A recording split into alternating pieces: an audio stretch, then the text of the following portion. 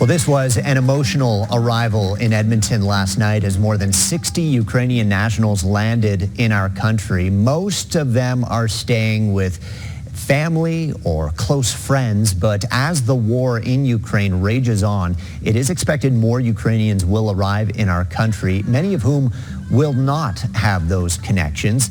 The Calgary Catholic Immigration Society is preparing for those people to get to our city. CEO Fariborz Birjandian joins us this morning. Good morning to you, Fariborz. Thanks for being with us. Good morning, Blake. Thank you for inviting me. Can you update us on what's happening in southern Alberta right now as far as preparing for Ukrainians to arrive in Calgary? Sure. Again, this has been something that we've been working for past 4 weeks with the Ukrainian Council National Alberta as well as Calgary chapter. So we try to assess who would be impacted. Obviously, there are a group of people already in Canada, temporary foreign workers, students, and the people here with visa. And we felt that there were going to be some other people coming from other parts of the world and seeing Canada as a desirable destination for them. But the third group that we were very concerned about were people that recently were evacuated. And this is the 62 people that arrived last night in Edmonton are the group that we felt very, very important that we were ready for it. And again, my colleague in Edmonton, Red Cross City, and the government, they all were quite prepared to receive them. We know these 62 people are going to Calgary, Edmonton, Lethbridge, Medicine Hat, and some other places. And even some of them are going to Saskatchewan. In Calgary, there are a number of initiatives going on, and what we are focusing on, CCIS, Partnering Agency, and Ukrainian community, is really looking after those that have no connection or close connection in Calgary. So to do that, to make that happen, we have already 60 Calgarian and people living in southern Alberta that actually offered their homes to be host to people. They come here and they need accommodation, food.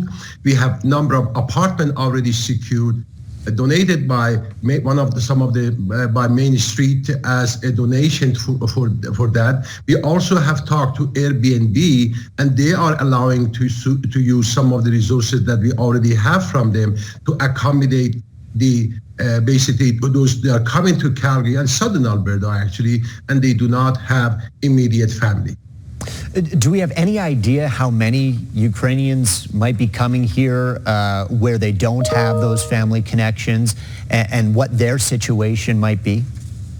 Yeah, as we know, Alberta and Canada actually has a strong, very vibrant Ukrainian community in Calgary and in Alberta. Obviously, we have a lot of them. So they are all opening their homes. And I think it's hard to guesstimate. It depends how things are going. As you said, many people in this kind of situation, they are hoping that ceasefires starts and they can actually go back. People in Poland, Moldova, Romania, there are the group of people that actually mostly women and children, but they have their loved one, their son, their father, their husband. They're actually in the front fighting in the Russian army. So we really don't know how many of them at this stage would feel that they need to get out of the area. And I think what we are estimating in Calgary for 350 individuals, for 60 days that we would provide support. That's our planning assumption, that we think in southern Alberta we would get in next 3 months 350. So we are getting prepared for that. Again, I just want to emphasize that other group, church group, other agency also putting plans together, but we are focusing only on the higher need incoming Ukrainian.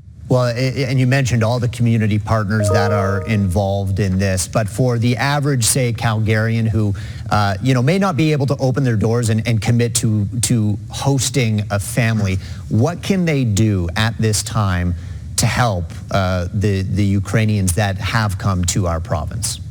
I think to volunteer basically, to provide cash donation if they can to Ukrainian Canadian Congress nationally, or if they wanted to be very focused in Calgary, I think Calgary Catholic Immigration Society can definitely receive the donation. We do not charge any admin costs, so all the donation they give us based on our policy goes actually in the hand of people that are coming in. So that would be the easiest thing.